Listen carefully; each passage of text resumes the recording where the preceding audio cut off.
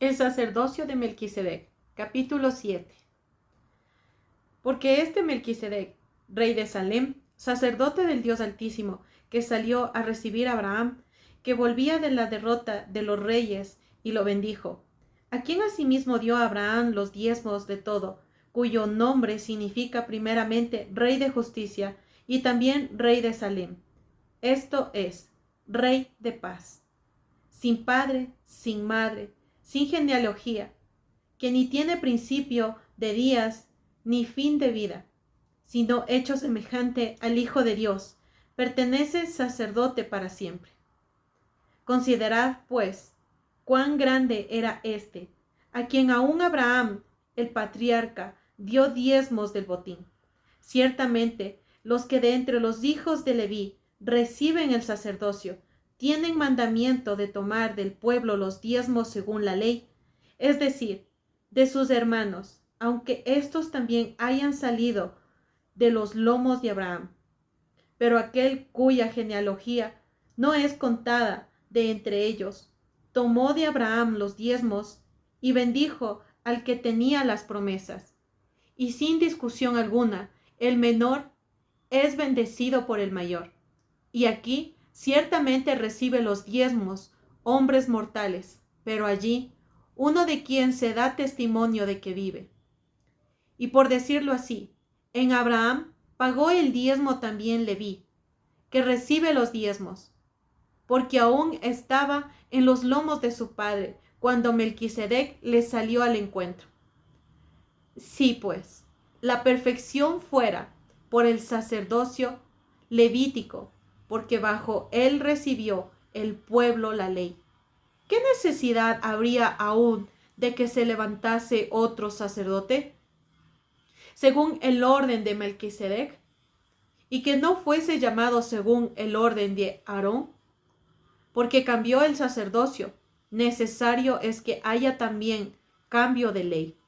Y aquel de quien se dice esto es de otra tribu, de la cual nadie sirvió al altar. Porque manifiesto es que nuestro Señor vino de la tribu de Judá, de la cual nada habló Moisés tocante al sacerdocio. Y esto es aún más manifiesto.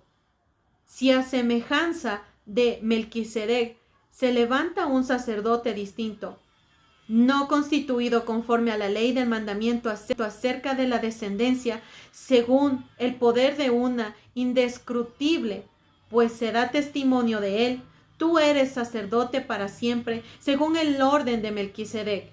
Queda, pues, abrogado el mandamiento anterior a causa de su debilidad e ineficacia, pues nada perfeccionó la ley, y de la indestrucción de una mejor esperanza, para la cual nos acercamos a Dios.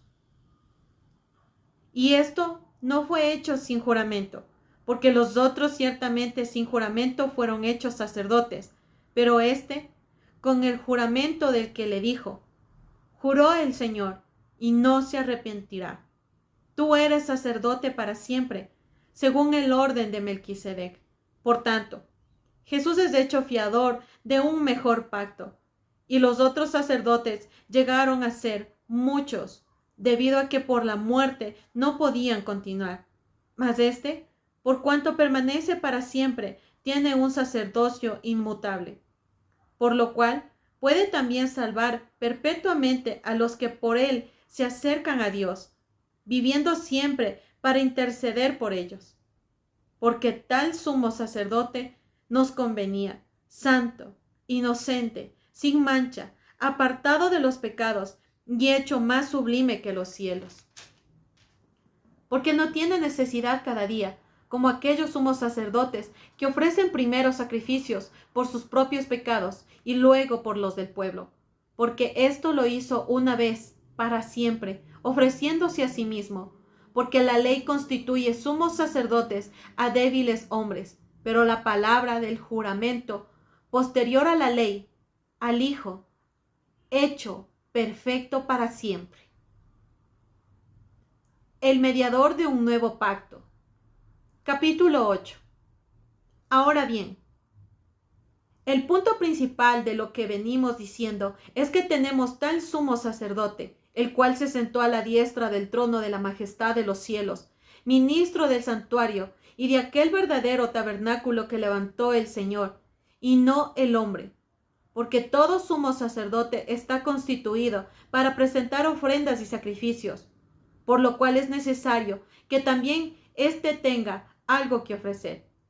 Así que, si tuviese sobre la tierra, ni siquiera sería sacerdote, habiendo aún sacerdotes que presentan las ofrendas según la ley, los cuales sirven a los que es figura y sombra de las cosas celestiales, como se lo advirtió a Moisés cuando iba a erigir el tabernáculo diciendo: mira, haz todas las cosas conforme al modelo que se ha mostrado en el monte. Pero ahora, tanto mejor ministerio es el suyo, cuando es mediador de un mejor pacto, establecido sobre las mejores promesas. Porque si aquel primero hubiera sido sin defecto, ciertamente no se hubiera procurado lugar para el segundo. Porque reprendiéndolos, dice: he aquí, vienen días, dice el Señor, en que establece con la casa de Israel y la casa de Judá un nuevo pacto, no como el pacto que hice con sus padres el día que los tomé de la mano para sacarlos de la tierra de Egipto, porque ellos no pertenecieron en mi pacto, y yo me desentendí de ellos, dice el Señor. Por lo cual, este es el pacto que haré con la casa de Israel. Después de aquellos días, dice el Señor, pondré mis leyes en la mente de ellos, y sobre su corazón las escribiré, y seré a ellos por Dios, y ellos me serán a mí por pueblo.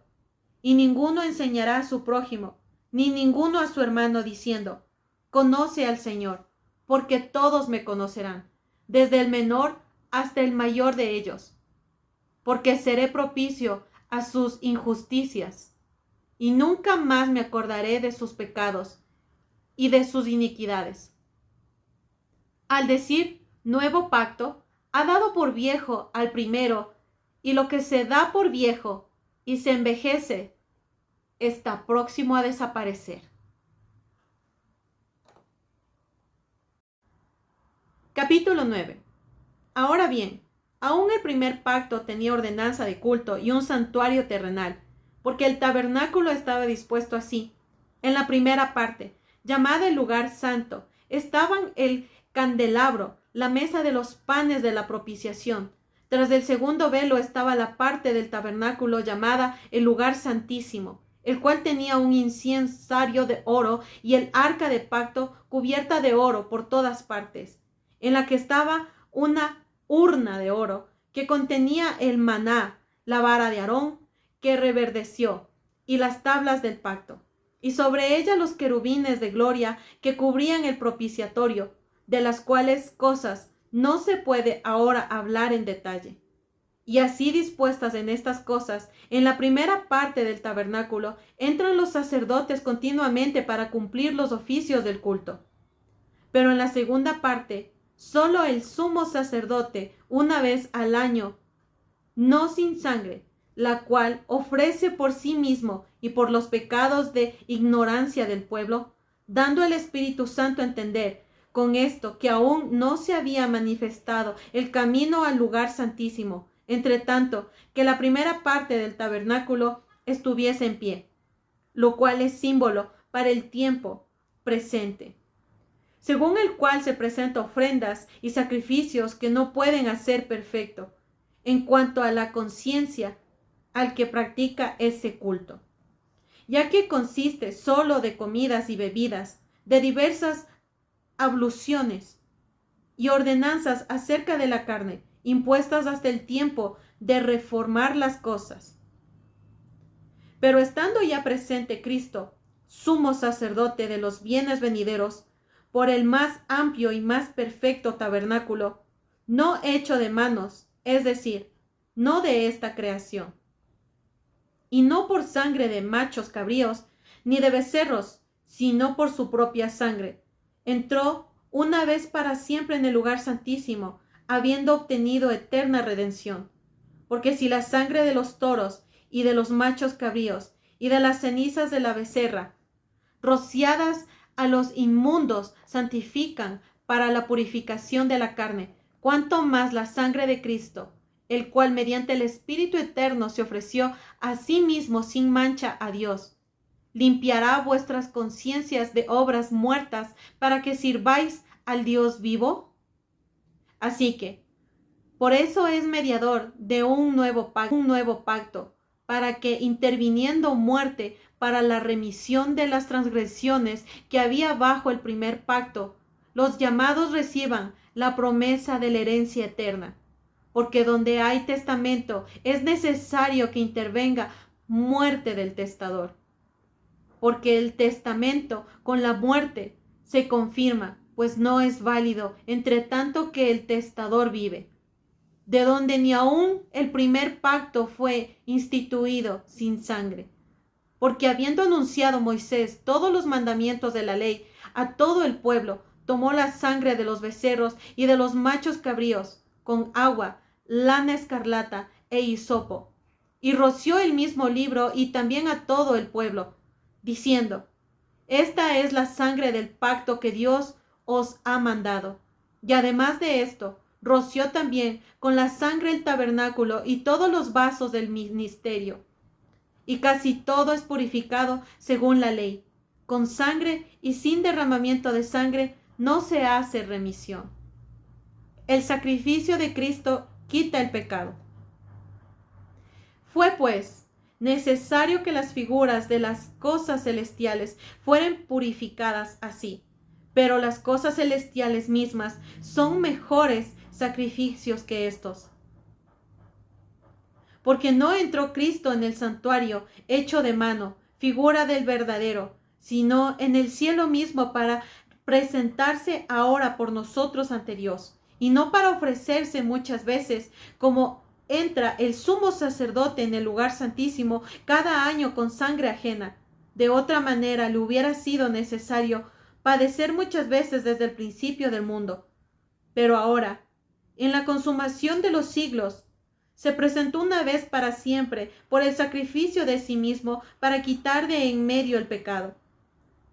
Y de la manera que está establecido, para que los hombres que mueren una sola vez, y después de esto el juicio. Así también Cristo fue ofrecido una sola vez para llevar los pecados de muchos, y aparecerá por segunda vez, sin relación con el pecado, para salvar a los que le esperan. Capítulo 10. Porque la ley, teniendo la sombra de los bienes venideros, no la imagen misma de las cosas, nunca puede ser, por los mismos sacrificios que se ofrecen continuamente cada año, hacer perfectos a los que se acercan. De otra manera cesaría de ofrecerse, pues los que tributan este culto, limpios una vez, no tendrían ya más conciencia de pecado. Pero en estos sacrificios cada año se hace memoria de los pecados.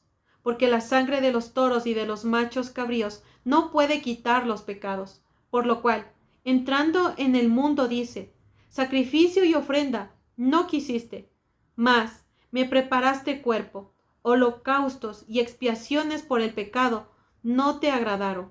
Entonces dije: he aquí que vengo, oh Dios, para hacer tu voluntad, como en el rollo del libro está escrito de mí, diciendo primero: sacrificio y ofrenda, y holocausto y expiaciones por el pecado no quisiste, ni te agradaron, las cuales cosas se ofrecen según la ley.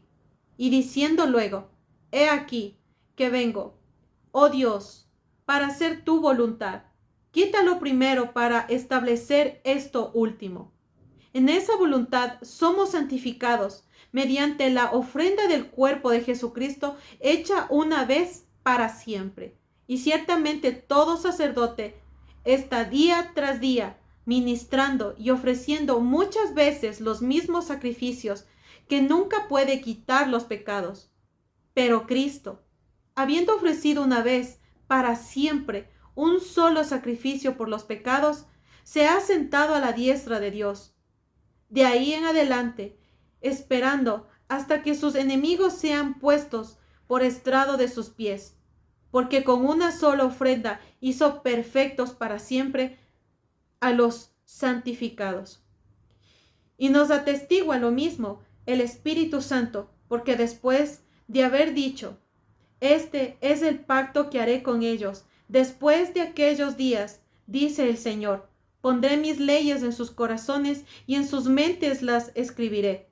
Añade, y nunca me acordaré de sus pecados y transgresiones. Pues donde hay remisión de estos, no hay más ofrenda por el pecado. Así que, hermanos, teniendo libertad para entrar en el lugar santísimo por la sangre de Jesucristo, por el camino nuevo y vivo que Él nos abrió a través del velo, esto es, de su carne. Y teniendo un gran sacerdote sobre la casa de Dios, acerquémonos con corazón sincero, en plena certidumbre de fe, purificados los corazones de mala conciencia y lavados los cuerpos con agua pura. Mantengamos firmes, sin fluctuar, la profesión de nuestra esperanza, porque fiel es el que prometió.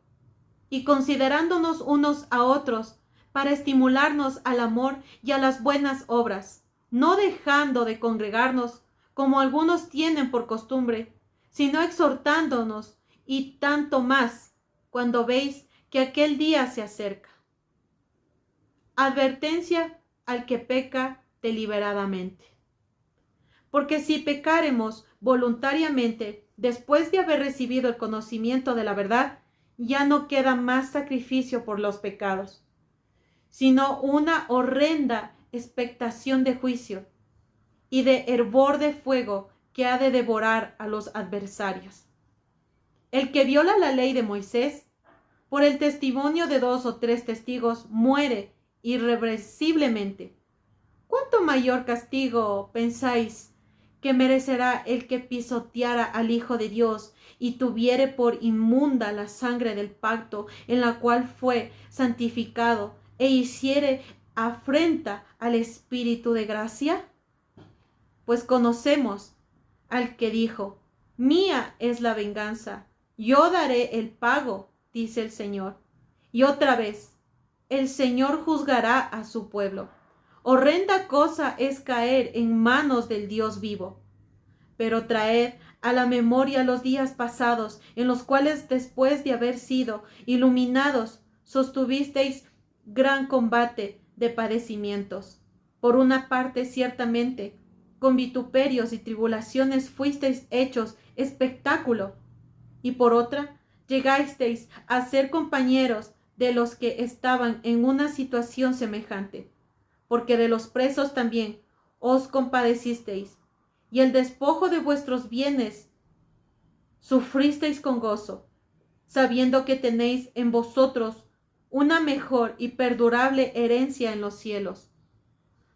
No perdáis, pues, vuestra confianza, que tiene grande galardón, porque os es necesaria la paciencia, para que, habiendo hecho la voluntad de Dios, obtengáis la promesa, porque aún un poquito, y el que ha de venir vendrá y no tardará, mas el justo vivirá por fe, y sin retrocediere no agradará a mi alma.